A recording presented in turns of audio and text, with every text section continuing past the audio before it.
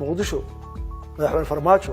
ra'iisul wasaare maxaad qoonsatay waa dawladda uu hogaaminayo farmaajo dawladda muqdisho ka dhisan maanta kamina firin Soomaaliya oo inuu ognahay Soomaaliland wixii ku dhacay waa federaalka steedka Soomaaliya iyagoo xamar jooga oo kismaayo dawlad gaar ah tahay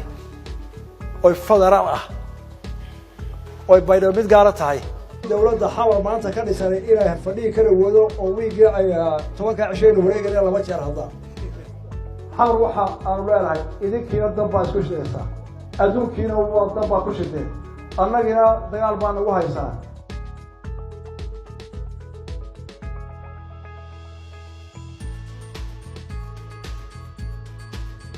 marka maxaa looga baahan yahay xamar jooga hadalkiisa